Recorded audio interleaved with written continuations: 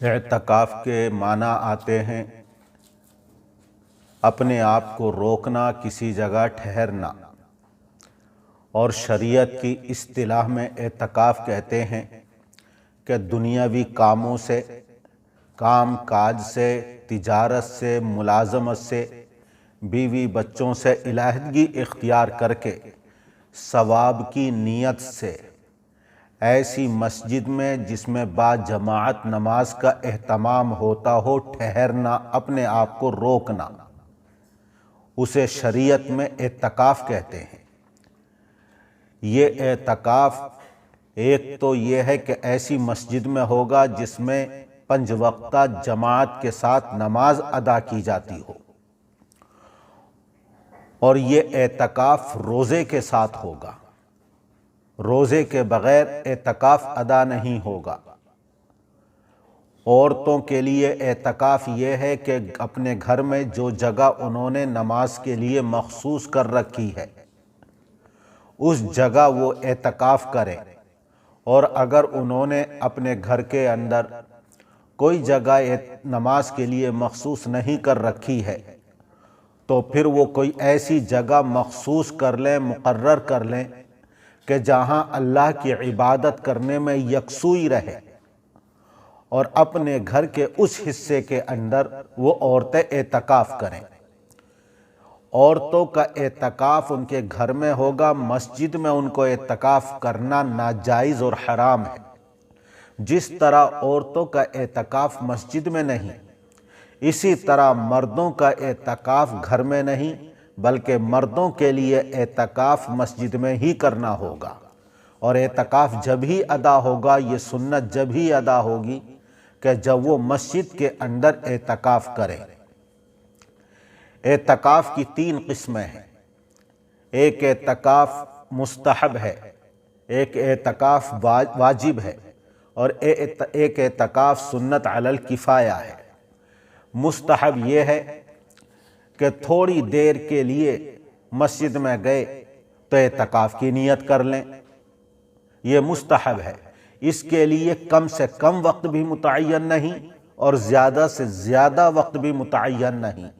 احناف کے مفتبی قول کے مطابق تھوڑے سے وقت کے لیے بھی مستحب اعتکاف کی نیت کر سکتا ہے۔ مسجد میں گیا اور یہ نیت کر لی کہ میں جتنی دیر مسجد میں رکوں اتنی دیر کے لیے اعتکاف کی نیت کرتا ہوں۔ اس مستحب اعتکاف میں روزہ شرط نہیں ہے۔ واجب اعتکاف یہ ہے کہ کسی نے نظر مانی کہ میرا فلاں کام ہو گیا تو میں اتنے دن کا اعتکاف کروں گا، اس کے لیے یہ اعتکاف کرنا ضروری ہے، واجب ہے۔ اگر نہیں کرے گا تو واجب کے چھوڑنے کا اس کو گناہ ہوگا، اور یہ واجب اعتکاف بھی روزے کے ساتھ ہوگا، اور ایسی مسجد میں جہاں 5 وقتہ نماز کا اہتمام کیا جاتا ہو۔ تیسرا اعتکاف جو سنت ہے وہ یہ ہے رمضان کے آخری عشرے کے اندر کیا جاتا ہے۔ رمضان کے آخری عشرے کے اندر 10 دن کا اعتکاف کرنا یہ سنت علی الکفایہ ہے۔ اس کا مطلب یہ ہے کہ ایک آدمی بھی محلے کا مسجد کے اندر اعتکاف کر لیتا ہے تو سب کے اوپر سے سنت کے چھوڑنے کا گناہ ختم ہو جائے گا، اور اگر کسی نے بھی اعتکاف نہ کیا تو تمام کے تمام سنت کے چھوڑنے کی وجہ سے گناہگار ہوں گے۔ اور جب ایک آدمی بھی اگر محلے کا اعتکاف مسجد میں کر لیتا ہے رمضان کے آخری عشرے کے اندر تو اس کی برکتیں، اس کی خیر پورے محلے والوں کو نصیب ہوگی۔ جس طرح یہ رحمتوں سے، برکتوں سے مالا مال ہوگا، اسی طرح اس کے بیوی بچے مالا مال ہوں گے۔ محلے والے ان برکتوں سے اور ان رحمتوں سے مالا مال ہوں گے۔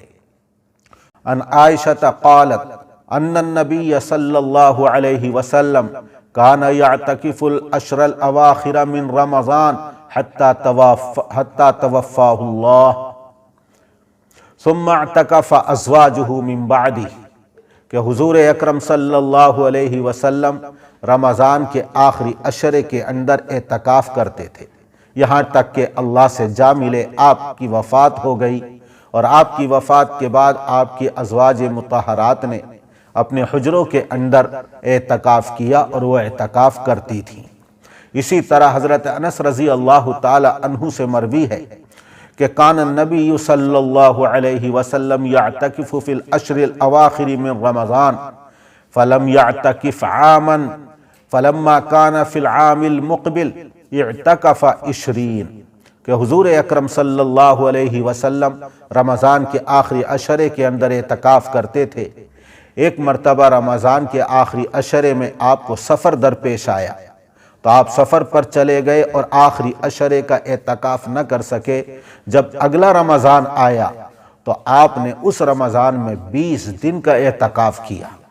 اسی طرح جس سال آپ کا انتقال ہوا ہے اور وفات ہوئی ہے، اس سال بھی آپ نے 20 دن کا اعتکاف کیا۔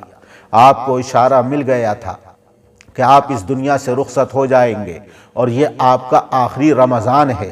اب ظاہر ہے جب مرنے کا وقت قریب آتا ہے تو پھر اس وقت میں عبادت کا شوق پیدا ہو جاتا ہے، اور سرکار دو عالم صلی اللہ علیہ وسلم کا تو حال ہی سب سے جداگانہ تھا۔